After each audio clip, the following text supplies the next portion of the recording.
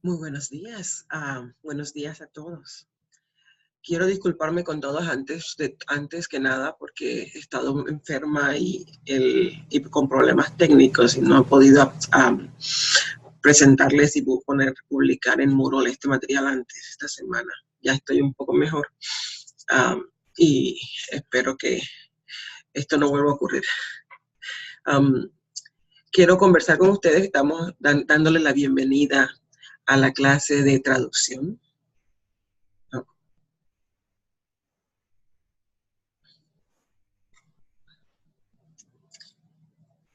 La clase de español 420. Y antes que nada quiero compartir con ustedes estos versos que se encuentran en Colosenses 3:23.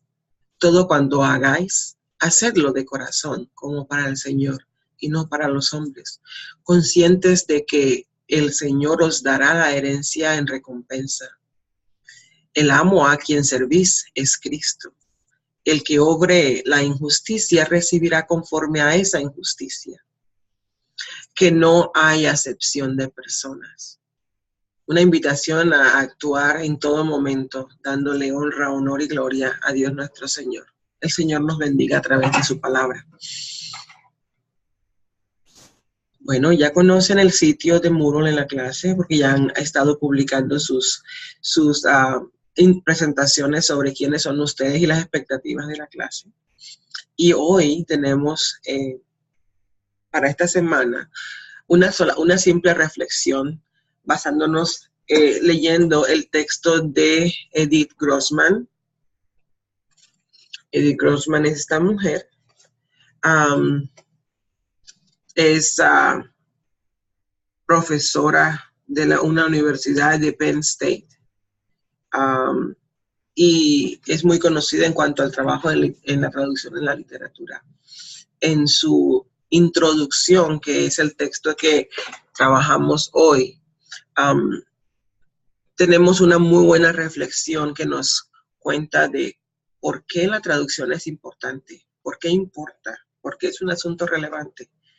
Y básicamente es parte de una serie de conferencias que se realizaron y a ella la invitaron a explicar, respondiendo a la pregunta Why X Matters, a ella la invitaron a reflexionar sobre por qué la traducción importa. Y eso es lo que vamos a trabajar en el día de hoy. Así que permítanme abrir este documento. ¿Por qué importa la traducción? ¿Qué hacen los traductores? Traducen, escriben, leen, reescriben, crean, son autores también. ¿Qué hacen los traductores? Este es un tema muy, muy relevante para mí, puesto que tengo una certificación en traducción y ejerzo ad honoris en mi iglesia y en la comunidad de esta ciudad. Veamos entonces qué nos trae Edith Grossman acerca de por qué importa la traducción.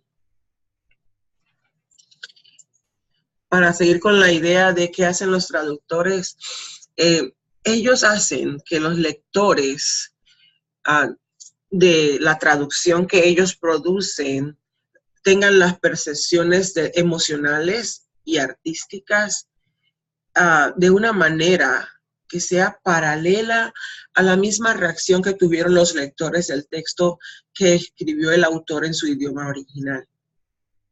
Entonces ellos quieren que el lector de la traducción experimente lo mismo que ha experimentado el lector de la producción original. Las mismas emociones, las mismas sensaciones, que comprenda, entienda y perciba el mismo contexto.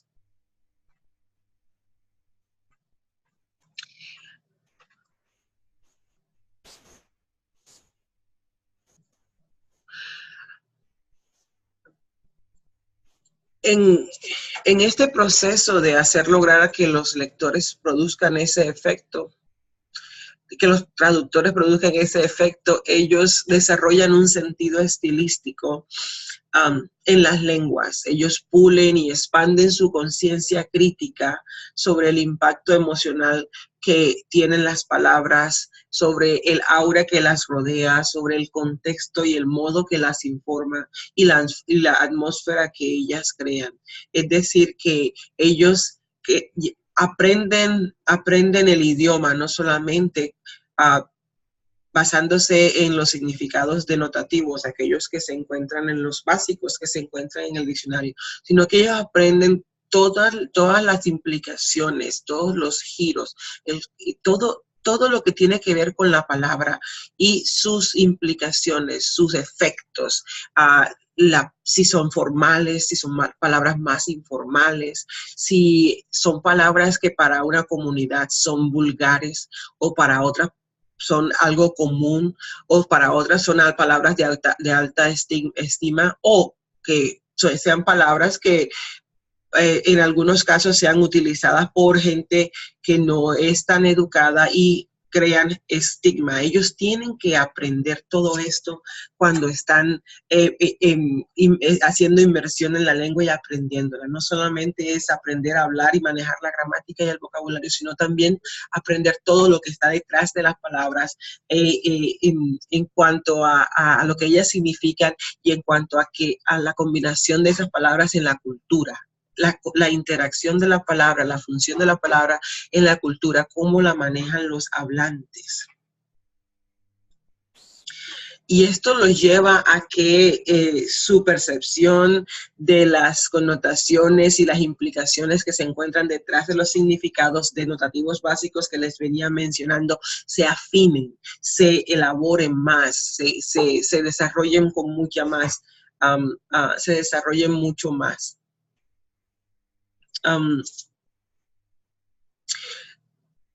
Paradójicamente, esto es lo mismo que hacen los escritores, los autores. Ellos también tienen que aprender qué hacen las palabras, qué funciones hacen las palabras, qué significados tienen las palabras en un pueblo, en un área, en un dialecto, en el tiempo, si van a escribir una obra que se va a publicar y se va a ubicar contextualmente en otro siglo, tienen que manejar qué significaban esas palabras en esos tiempos y qué giros y qué acentos. Todo esto tiene que manejarlo el escritor también. Bueno, el traductor tiene que hacerlo, no solo en su propia lengua, sino que también tiene que hacerlo en la otra lengua en la que ha aprendido. Lo que hace que se entienda la traducción como una práctica artística. Es un arte el traducir, es una vocación, es un llamado. Los traductores están llamados a ejecutar este trabajo, es su vocación. Y entonces esta vocación resuena, da vueltas y gravita en la psique del traductor. Miren, nadie puede convencerlos cuando han entendido que ese es su llamado, a que se retiren de ese llamado. Nadie los puede disuadir de que abandonen ese ejercicio, al menos no fácilmente. Los traductores no transmutan como si fuera a tomar un metal como el hierro y por arte de magia alterar sus componentes y entonces transformarlo en un metal precioso como el oro. No, eso no es lo que hacen los traductores, porque ellos no hacen un acto de magia. El traductor escucha. Es básicamente un muy buen escucha de la primera versión del trabajo y la escucha tan profunda y tan completamente como le sea posible. Si él hace un esfuerzo por descubrir la carga lingüística, los ritmos estructurales, las implicaciones sutiles, las complejidades de significado, se esfuerza por descubrir lo que permite conocer el ambiente que rodea la acción que está narrando. Y también por descubrir las diferencias culturales para extrapolar, es decir, para aplicar un criterio que ya conoce a otros casos que también le son similares y de ahí a sacar conclusiones y proponer hipótesis. En otras palabras, para decirlo de otra manera, el traductor ejecuta una lectura profunda, la lectura profunda que cada texto le exige.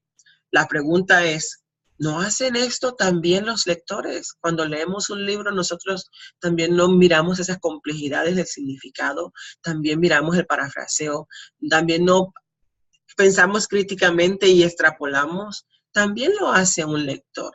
El traductor es un muy buena escucha de lo que está leyendo, porque hace una lectura profunda. Es igual lo que hace un estudiante, lo que hace un lector, lo que hace un profesor de literatura. Cuando van a presentar una ponencia, ellos hacen esa lectura profunda. Cuando escriben un ensayo, también hacen esto.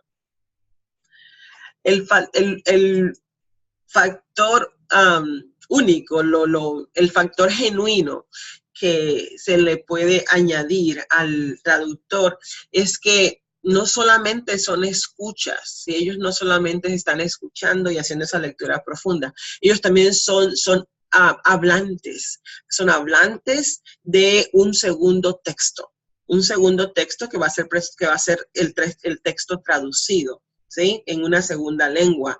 Y ese otro idioma, esa otra lengua tiene su propio cúmulo cultural, su propio léxico, su propia sintaxis, su propia experiencia histórica. Y miren, esa experiencia histórica, ese cúmulo lingüístico, sintaxis y ese léxico tienen que ser tratados por el traductor con el mismo respeto con que el autor de la primera lengua trata a los elementos de la lengua original, es decir, el cúmulo y todo, la sintaxis y el léxico. El mismo respeto debe imprimírsele. Para recalcar, el traductor entonces no solamente escucha y hace una lectura profunda, sino también que habla en otra lengua de eso que ha escuchado. Y su propósito es recrear. Cuando habla en otra lengua, él recrea lo mejor que le salga, lo mejor posible, en ese sistema nuevo, diferente, ajeno de la otra lengua. Él recrea el mensaje que está presentando el autor en la primera lengua, pero tiene que emplear, aplicar y respetar los caprichos, las características de la lengua, las singularidades y las peculiaridades estilísticas del trabajo que está traduciendo. Es decir, que si hay giros lingüísticos, que si hay elementos culturales, deberá hacerlo. Por ejemplo, se me ocurre pensar en que si alguien está traduciendo algo como el Viernes 13, y lo va a traducir a la cultura latina, al español, no puede decir Viernes 13, porque en la cultura latina no existe el Viernes 13, existe el Martes 13, ¿sí? Si se va a traducir, por ejemplo, el luto, explicar cuestiones del luto, de cuando un familiar o un amigo muere, eso se llama, ese tiempo de dolor, se llama luto. ¿Qué implica eso? También esas cargas culturales tienen que respetarse y tienen que hacerse las transformaciones porque se están respetando los caprichos, peculiaridades y singularidades que tiene la segunda lengua. Entonces, no tendría sentido decir Viernes 13 en una traducción porque no van a entenderlo los lectores de la segunda lengua. Es decir, que no van a recibir ese efecto que se persigue percibir. Que el lector de la primera lengua reciba el mismo efecto el lector de la segunda lengua reciba el mismo efecto que ha recibido el lector de la primera lengua. Si le dicen Viernes 13 a alguien de Colombia, no van a hacer la conexión, ¿sí? Y el efecto se va a perder. El resultado, entonces, de ese producto que presenta el traductor tiene que ser así, tiene que ser legible, debe poder leerse, debe ser fiel al original, y debe tener su propia originalidad. Miren esto, tiene que ser fiel al original, pero debe ser original en sí mismo. Y de aquí que en la humanidad existan grandes traducciones. y estas grandes traducciones están destinadas a ser parte del crecimiento de su propia lengua. Quiero decir que, por ejemplo, la Ilíada, la Odisea, estos clásicos de Homero, se han traducido a muchos idiomas y ellas han, por ejemplo, al español, ellos han atraído, han infundido nuevos aires, nuevos elementos y nuevas maneras de ver el mundo. Ellas se meten en la cultura de la lengua en que se han traducido y hacen parte del crecimiento y de la transformación de esa cultura y por ende de esa lengua. Y las renovaciones que ocurran son efectos que provoca esa traducción, ¿sí? Esto nos lleva a pensar que la traducción no es simplemente una ecuación estéril entre dos lenguas que ya han muerto, dos documentos que quedan en el papel y no, es un ejercicio vivo, un ejercicio transformador, es un ejercicio de crecimiento, la traducción, y eso lo explica Grossman citando a Walter Benjamin. También toma Grossman al autor Ralph Manheim para explicar el ejercicio del traductor y lo compara a lo que el actor, la manera en que el actor hablaría. Déjenme pensar. Él explica que el traductor es como el actor, mejor. Es como el actor que habla las líneas, la composición del autor y las dice como ese autor las diría si hablara ese otro idioma. Yo soy la actriz y aquí está el escritor de esta obra y yo voy a hablar las líneas que escribió este autor como lo haría ese autor. Eso es lo que equipara a Grossman usando las palabras de Manning para hablar de el ejercicio del traductor. Entonces, ella extrapola aquí algo más, diciendo que es como un músico. Y es más fácil pensar en un músico, porque hay un compositor de una pieza musical y él escribe, él escribe la pieza musical, pero el pianista la toma y la interpreta en el piano. Entonces, está diciendo, el pianista está traduciendo, comunicando, hablando las palabras de la composición de la pieza musical que ha escrito el autor en otra fuente. O un cantante, ¿sí? Hay muchos compositores que no son cantantes y ellos le dan la letra de sus canciones, se las venden, se las dan a los cantantes, especialmente a los famosos, y ahí están los autores siempre de las canciones. Bueno, lo que hace el cantante es interpretar en otro medio y las palabras, decir en las palabras que el autor diría si él fuera cantante.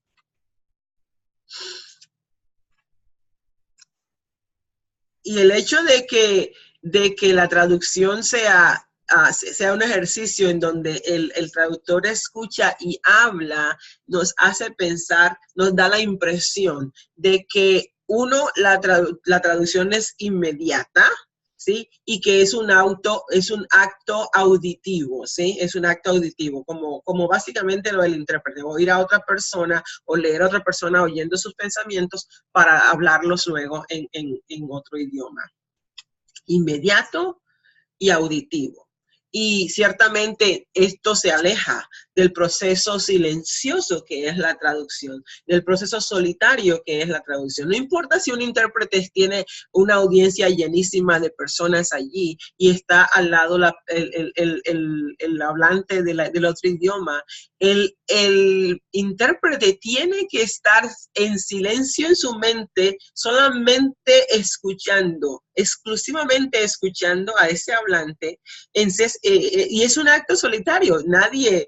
A menos que se bloquee, pero es un acto solitario. Puede haber todo el ruido y esa persona solamente está concentrada en ese hablante. es solitario y es silencioso. Cuando se está leyendo también, cuando se traduce, eso es interpretación. Cuando se traduce, se está ejecutando también ese acto solitario y silencioso. Y ese acto nos lleva a comprender plenamente, al traductor lo lleva a comprender plenamente para que pueda hablar en la otra lengua la pieza que se produce. Este campo de la traducción es único, ¿sí? Es único y es el único que tiene que responder a una posición dubitativa frente a su existencia. Quiero decir con esto que la traducción es el único campo en que todo el mundo es juez, todo el mundo se pregunta y duda, plantea los interrogantes y lo hace abiertamente acerca de la calidad de la interpretación, de si es una interpretación. Y otros campos no tienen ese dilema, ¿sí? En el campo de la música no se duda si existe la posibilidad de que esa obra se haga, que si se puede interpretar la música la pieza musical de un compositor. No se cuestiona si una obra de teatro, si unos actores pueden representar la obra de teatro que ha escrito un dramaturgo, ¿no? Eso no se pregunta. En cuanto a la música no se pregunta, en cuanto al teatro, no se pregunta tampoco, pero siempre se cuestiona, se pregunta, se duda si se puede traducir algo, si es traducible y si está bien hecho. De hecho, no se pregunta si está bien hecho, lo que se hace es que se dice que está mal hecho. Y si está bien hecho, no se dice nada. En cambio, en la música, si está bien hecha, se alaba, se aplaude, se les hacen ovaciones a las representaciones. Igual le pasa a los otros campos, al teatro, lo mismo. Hay ovaciones cuando una obra bien, bueno, en el caso malo se les tiran tomates a las malas obras, pero en la traducción es la ausencia de ese reconocimiento es evidente. Ya decía que en este campo de la traducción sí se duda y se pregunta. Y lo triste es que ya la traducción ha probado que sí existe, que sí se hace, que sí se puede hacer, ¿sí? De hecho, la literatura universal es prueba de que la traducción es posible. Si no, no hubiera el campo de la traducción de la literatura universal, porque todos los clásicos griegos, romanos, los clásicos universales han sido traducidos a todas las lenguas, ¿sí? Y allí está la prueba de que se hace y de que se hace bien. De hecho, el efecto de la traducción es inmesurable en cuanto a que nosotros mismos nos hemos educado con esa literatura y esa literatura no la leímos, por ejemplo, a Homero no lo leímos en su idioma, a Virgilio no lo leímos en su idioma, lo leímos en traducciones y nos afectaron la vida y moldearon nuestra imaginación. Y nosotros, por ejemplo, pensando yo cuando estudiaba en la secundaria y leía a Homero, empecé a pensar en ninfas, empecé a pensar en minotauros, empecé a pensar en el caballo de Troya y todo esto, en estas obras de la Eneida, de la Ilíada. Y eso moldeó mi manera de ver al mundo y lo hizo una traducción, ¿sí? Una traducción. Ya la traducción ha probado que se hace, de que se hace bien y que es posible hacerlo. De allí que, explicando lo que acabo de decir, sepamos y entendamos que la traducción tiene un papel central en la historia de la humanidad, en la ilustración, en el desarrollo de la civilización humana y especialmente si queremos hablar de épocas determinadas. El Renacimiento es prueba de ello. La mayor parte de los textos eran traducidos de obras italianas. Ahí teníamos a Horacio, a Virgilio, a Petrarca, y no lo leíamos en italiano en España, sino que, por ejemplo, Garcilaso de la Vega, Fray Luis de León, que eran nombres muy prominentes en esa época para el ejercicio de la traducción. Ellos se daban a la tarea de traducir estas obras para traerlas a la península. Digo, a la española, ¿no? Eso es hasta ahora esa fue la traducción para la importancia de la traducción en cuanto a la literatura. Discutimos el hecho de que la traducción sí se puede, pero también se duda mucho de ella, se cuestiona y se subvalora. Pero la traducción no solamente es importante a la humanidad, bueno, es importante a la humanidad, y de esa humanidad pensemos ahora en la importancia que tiene la traducción para el lector, ¿sí? ¿Por qué es importante la traducción para el lector? Para la academia, para los estudiosos. Bueno, ellos perciben, pensemos en ¿qué sería de un lector si no existiera la traducción? Pensar en la inexistencia de la traducción nos hace ver su importancia, especialmente para los estudiosos. Si no hay traducciones, no tienen nada que hacer los lectores, no tienen nada que hacer los estudiosos y la academia. Hace falta. Así que pensando en la inexistencia, reflexionemos al respecto como nos guía Grossman para ello. Esta señora nos ayuda a comprender que el ser humano puede tener muchas habilidades, puede que nos encontremos con un prodigio en cuanto a los idiomas. Y hay gente, yo tengo una amiga que habla 5 idiomas, hay gente que habla mucho más idiomas, existen esta gente prodigiosa, prodigios de la naturaleza le llaman. Pero, ¿cuántas lenguas existen?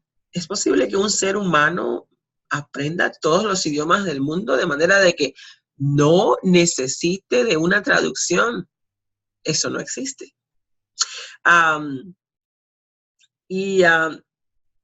idea de que no exista la traducción hace que el ser humano ya no tenga la posibilidad de explorar, la habilidad de explorar por medio de la literatura los pensamientos, los sentimientos de gente que vive en otras culturas, de gente que vive en otros tiempos.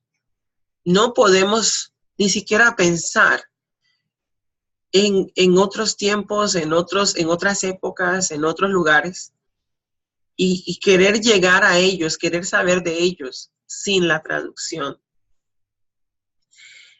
Sin la traducción, el ser humano no podría observar la transformación, el cambio, el proceso que ocurre cuando lo desconocido se hace conocido. La traducción es prueba de ello, hace que lo desconocido de otro idioma y de otra cultura se haga conocido. A través de la traducción yo puedo entender lo que está pasando en otro tiempo y lo que está pasando en otro lugar. Su inexistencia entonces sí nos castra bastante.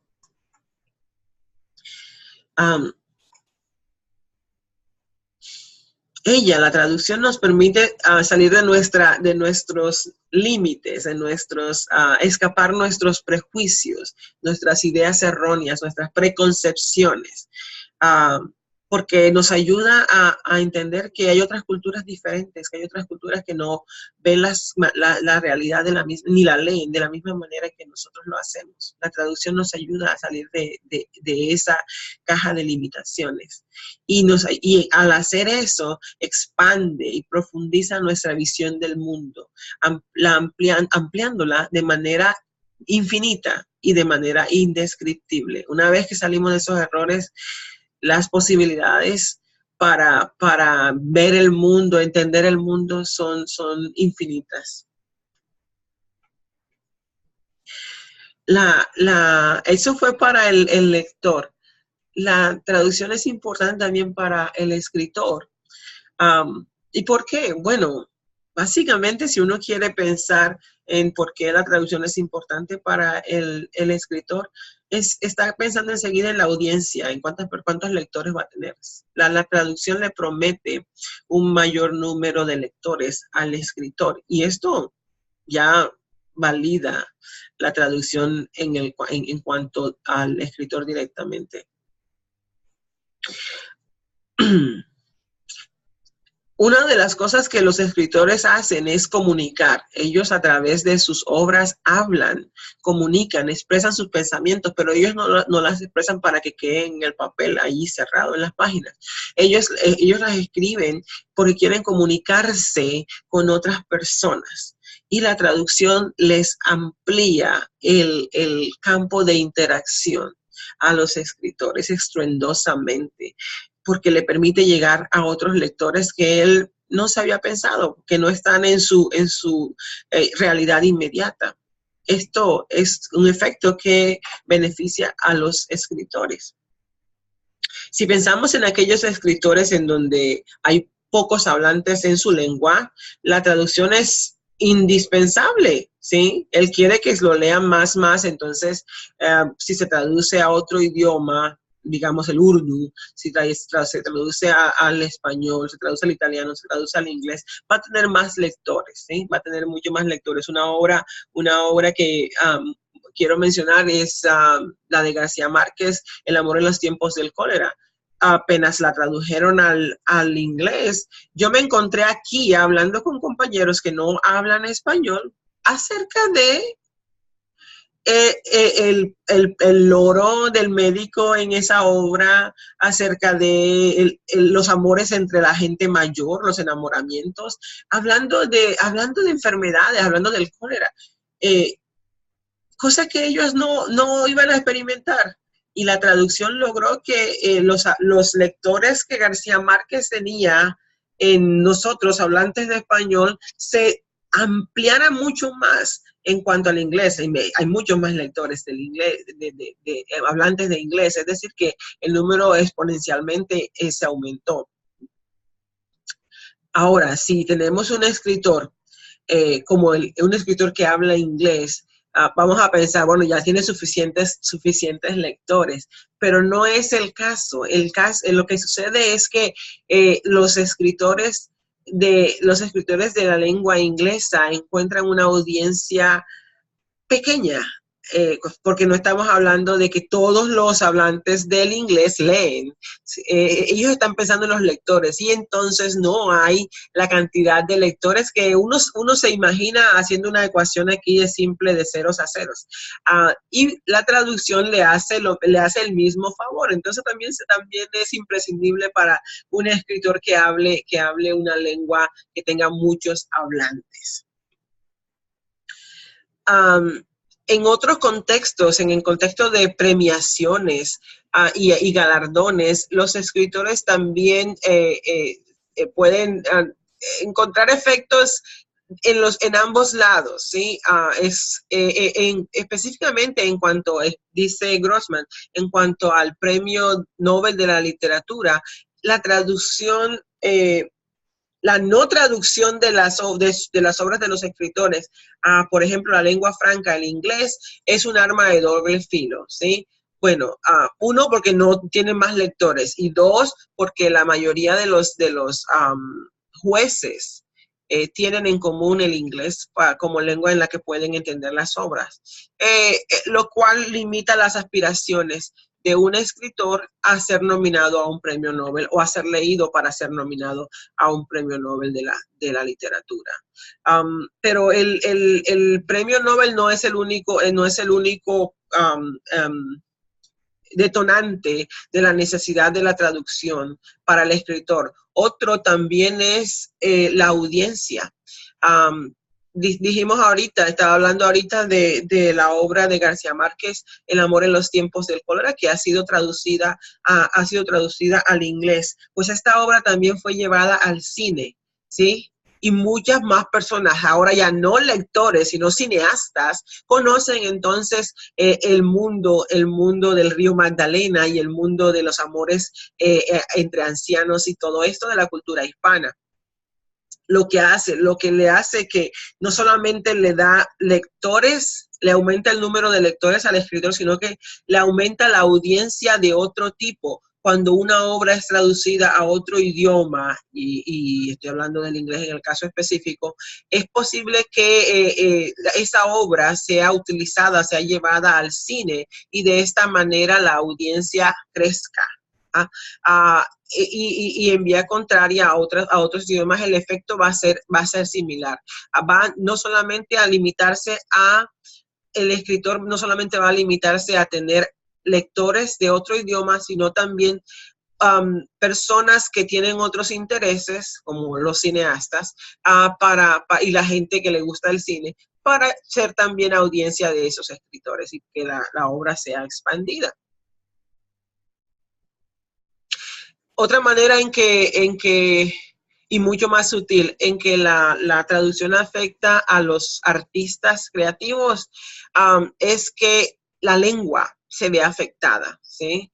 El escritor, el escritor está leyendo a otros autores y esas traducciones que ellos leen revitalizan, le dan giros nuevos, nuevas visiones de mundo a la lengua que ellos están utilizando, ¿sí?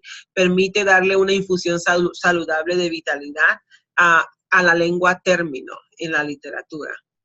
Entonces, esto es un poquito más sutil y casi que no percibimos, pero sí ocurre una transformación, una infusión vital en la lengua que esos artistas, esos escritores utilizan. Una cosa que me llama muy la atención que plantea Grossman es que ella expresa que la traducción es un disipador, no sé, es un elemento que disipa los efectos del castigo que se impuso a la humanidad con la Torre de Babel, ¿sí? ¿Recuerdan? En la Torre de Babel, Dios trató de castigar la osadía humana y los dividió y los puso a hablar lenguas que no se comprendían. Bueno, la traducción trata de suavizar eso, ese efecto trata de disiparlo, trata de crear coherencia y unidad. La traducción trata de volver esa confusión, trata de disiparla y que no sea tan nefasta el efecto que tiene, ¿sí? Lo otro que hace la traducción ahí mismo cuando quiere ser disipadora de esos efectos es que celebra la diferencia entre los idiomas y la variedad infinita humana y la percepción de que uno pueda comunicar, ¿sí? Celebrar la diferencia. ¿Qué objetivo más loable, qué efecto más admirable? Nosotros mismos lo tratamos de hacer y no lo logramos, celebrar la diferencia, entender al otro. La traducción hace que el traductor entienda, se meta en el otro, de una manera profunda. Es así que ella llama a la traducción una fuerza penetrante que amplía y que profundiza la percepción de un escritor en cuanto a su estilo, en cuanto a su técnica, en cuanto a la estructura que le permite dar acceso a mundos no necesariamente accesibles a él en su tradición lingüística. Con esto lo que quiero decirles es que cuando un escritor lee a otros artistas en las traducciones, su propia producción se ve afectada. A esto se le llama, a estas personas que influyen. Un escritor lee a otro autor y se vuelve un lector asiduo de ese escritor. Pongamos el ejemplo de García Márquez y su monstruo literario. Eso se llaman monstruos literarios. El monstruo literario de Gabo era William Faulkner. Y este hombre leía y leía y leía. Cuando estaba en Argentina, él leía mucho a William Faulkner, ¿sí? William Faulkner también fue influenciado mucho por Cervantes, ¿sí? Él leía a Cervantes también. Bueno, Gabriel García Márquez creó Macondo de su Aracataca y de su Colombia, pensando en la manera de ver el mundo que le inspiró Faulkner, ¿sí? Lo que hace que esa visión, ese estilo, esa estructura que él tenía en su redacción, en su arte, se vea afectada, transformada por ese monstruo literario, ¿sí? Tengamos en cuenta que ya hoy día no pasa como antes, en donde el escritor, y estoy pensando en Sócrates, estoy pensando en los griegos, era maestro y los alumnos estaban paseando con él y era mentor de ellos. Esto ahora es algo mucho más formal, ahora está la academia, la universidad, ahora hay cursos, hay seminarios, hay maneras formales en donde se da esto. Pero una manera válida también que ocurre es la lectura, ¿sí? La lectura de estos autores. García Márquez también es el monstruo literario de una generación más joven de artistas en el mundo, y él ha afectado a estos otros autores. Los escritores del boom latinoamericanos se ven afectados. Carlos Fuentes también es otro que reconoce a Faulkner y reconoce que su estilo, que su estructura, que su técnica ha sido afectada, influenciada, mejor, cuando pensamos en afectado pensamos en términos negativos, porque ha sido influenciada por este monstruo literario. Entonces allí vemos un efecto de la traducción. Esta parte ya la había mencionado, hay otras maneras en donde los escritores encuentran mentores, pero la verdad la más disponible son los libros, las traducciones. Sería impensable, no podríamos pensar tener una comunidad de escritores si no hubieran las traducciones. Es un hecho, es un hecho. Y los libros que se han llevado a traducciones son el potencial para que los escritores amplíen su mundo y su producción. Hasta aquí hemos conversado acerca de por qué es importante la traducción.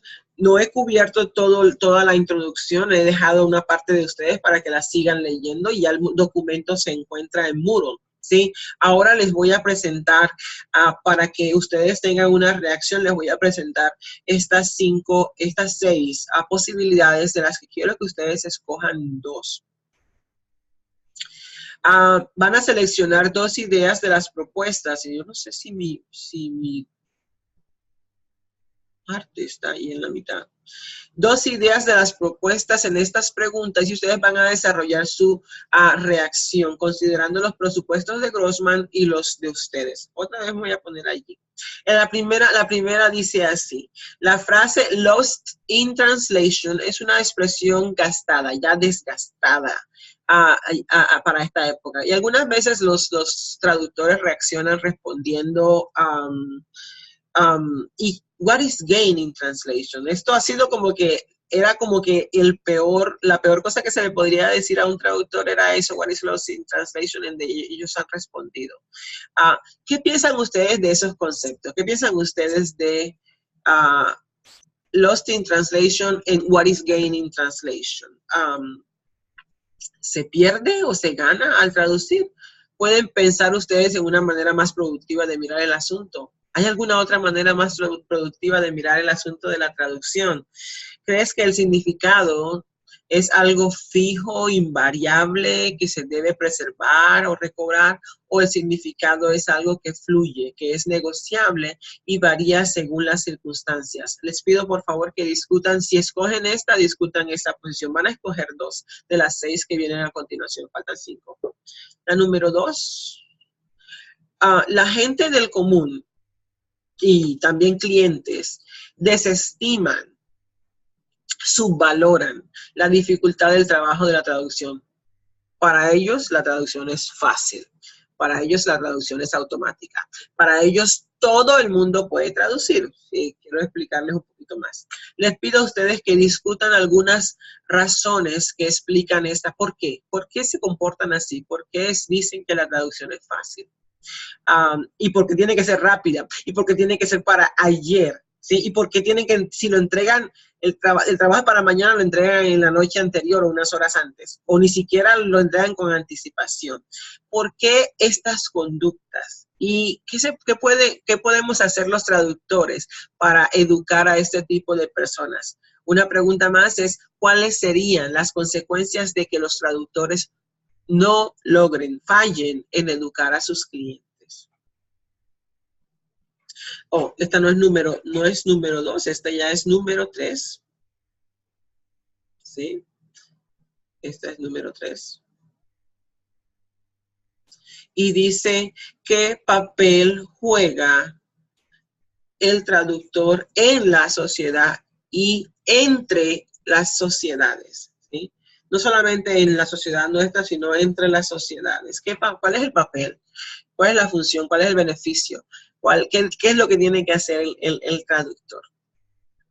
La número 4 pregunta, ¿cuán visibles son los traductores en los eventos humanos? Hablamos un poquito de la invisibilidad del traductor siguiendo a Grossman. ¿Por qué ocurre esto? ¿Por qué si ustedes han dicho que es visible o es invisible, ¿por qué ocurre esto? Les pido que piensen en la última traducción que ustedes leyeron. Ustedes sabían que eso era una traducción. Y además de eso les pregunto, ¿estaba el nombre del traductor escrito en alguna parte de manera visible? ¿Se resaltaba? ¿Cómo se resaltaba? ¿Sí? Esta es la pregunta sobre eso. Piensen en cuán visibles y por qué esto ocurre. La número 5 dice así, ¿puede un traductor tener éxito? ¿Puede un traductor tener un estilo? Considerando que el producto del traductor tiene que ser fiel al original, es decir, fiel al autor de la primera lengua. ¿Es posible entonces que el traductor tenga un estilo propio y que las personas lo perciban, que sea percibido por los demás? Y entonces una pregunta para ustedes. ¿Crees que tú podrías reconocer el estilo de tus traducciones si las leyeras en un futuro? Pónganse a pensar en esto. Si ustedes traducen ahora un documento corto y lo leen en 5 años, ¿ustedes creen que podrían reconocer su estilo? Y les pido también que expliquen cómo es posible que lo reconozcan, qué características les permiten dar a ustedes respuesta a esta pregunta en cuanto a cómo lo reconocerían. Y la número 6, le pido que preparen una lista corta de las razones que tendrías para hacerse traductor. Si usted decide hacerse traductor, ¿cuáles serían las razones? Haga una lista de esas razones. Y estas razones pueden ser idealistas, ¿no? Pueden tratar de crear un efecto en la sociedad, por ejemplo, evangelizador, ¿sí? Quieren traducir la Biblia a una lengua que